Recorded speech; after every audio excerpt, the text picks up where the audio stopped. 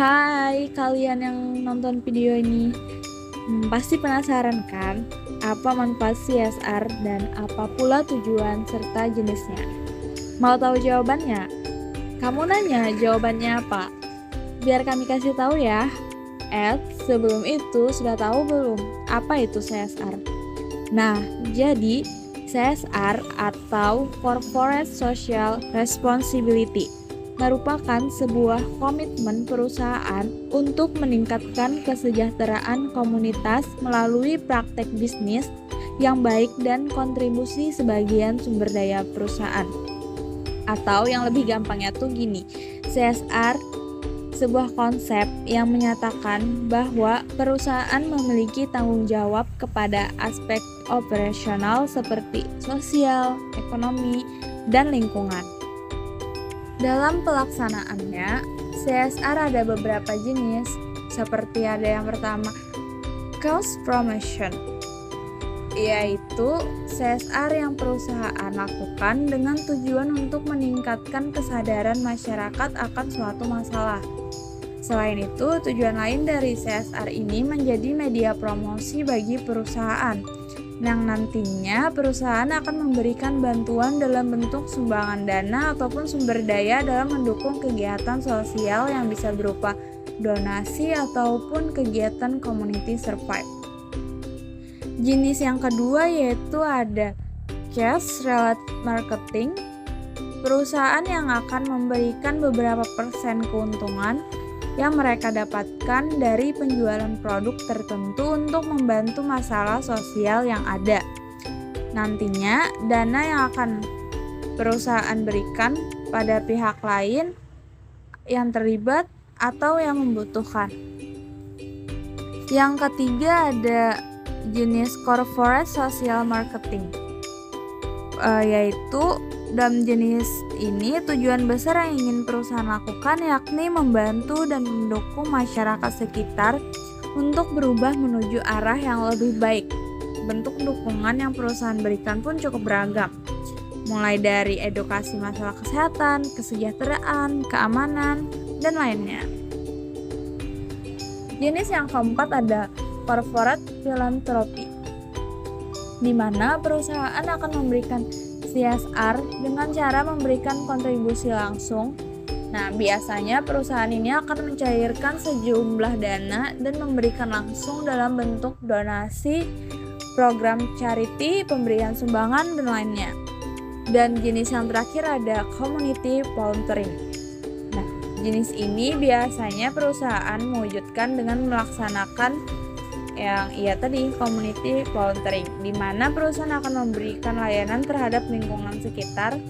Biasanya juga perusahaan akan melibatkan karyawannya sebagai relawan untuk ikut membantu dalam kegiatan tersebut. Nah, selanjutnya akan dibahas oleh rekan saya mengenai manfaat, tujuan, serta contohnya. Tujuan CSR atau disebut juga dengan Corporate Social Responsibility menurut Saputri 2011 adalah sebagai berikut. Yang pertama, untuk meningkatkan citra dari perusahaan, biasanya secara implisit, asumsi bahwa perilaku perusahaan secara fundamental adalah baik. Yang kedua, untuk membebaskan akuntabilitas organisasi atas dasar asumsi adanya kontrak sosial di antara organisasi dan masyarakat. Yang ketiga, sebagai perpanjangan dari pelaporan keuangan tradisional dan tujuannya ialah untuk memberikan informasi kepada investor. Adapun manfaat CSR terbagi menjadi 10. Yang pertama, mempertahankan serta mendongkrak reputasi dan citra perusahaan.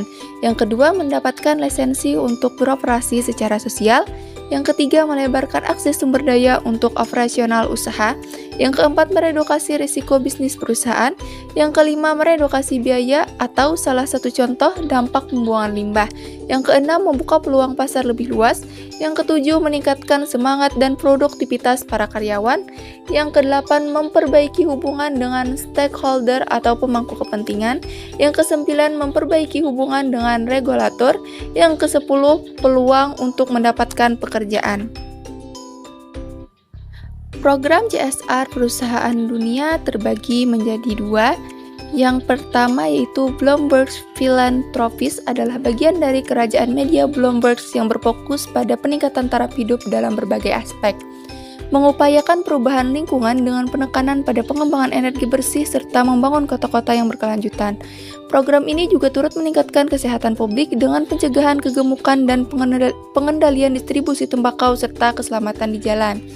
Yang kedua, Disney.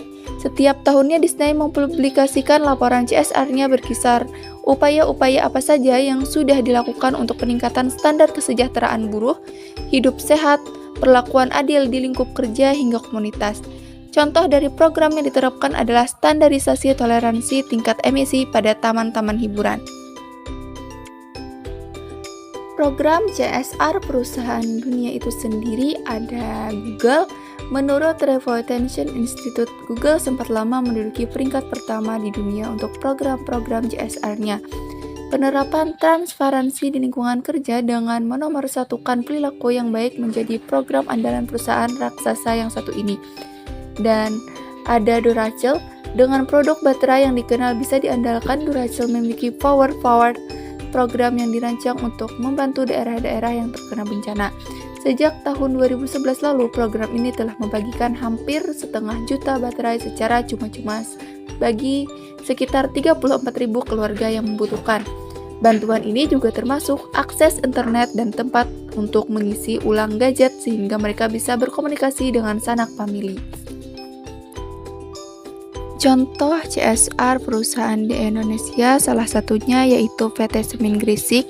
PT Semen Gresik yang merupakan salah satu operating company dari PT Semen Indonesia Persero Tbk mengeluarkan program tanggung jawab sosial atau CSR di tahun 2017 dengan memberdayakan dan mendorong kemandirian masyarakat di sekitar perusahaan. Setidaknya terdiri dari 5 program CSR terbaik unggulan PT Semen Gresik tahun 2017, diantaranya Semen Gresik memberikan bantuan kepada forum masyarakat kokoh senilai 7,25 miliar di 26 desa dan 3 kecamatan, terfokus pada program pemberdayaan masyarakat yang mendorong kemitraan serta keterlibatan bersama segenap pemangku kepentingan. Dalam bentuk partisipasi peringatan Hari Raya Idul Adha 1438 Hijriah, Semen Gresik menyalurkan 34 ekor sapi kurban kepada masyarakat di Kabupaten Tuban. Bantuan diserahkan kepada Pemkab Tuban, DPRD Tuban, Masjid Agung Tuban, 26 desa di sekitar perusahaan, panitia Idul Kurban Semen Gresik, dan lembaga-lembaga lainnya senilai Rp903.500.000. Dalam upaya mendukung program pengentasan kemiskinan, Semen Gresik membantu pemerintah pusat dan Pemkab Tuban dengan berkomitmen melaksanakan program bedah rumah tak layak huni sebanyak 40 rumah senilai 1,8 miliar. Bantuan pendampingan petani Greenbelt sejak tahun 2004, Semen Gresik membangun kerjasama erat dengan mitra strategis perusahaan yaitu para petani, pengelola sabuk hijau area tambang atau disebut petani Greenbelt. Hingga tahun 2017, total petani Greenbelt yang mengelola lahan perusahaan berjumlah 328 orang dan terbagi dalam 20 kelompok petani dari desa-desa terdekat. Bantuan secara simbolis sebanyak 4.740 sak semen senilai 273 juta untuk membangun gedung sekolah, masjid dan mushola, sarana pendidikan Al-Quran, gereja, dan fasilitas publik lainnya.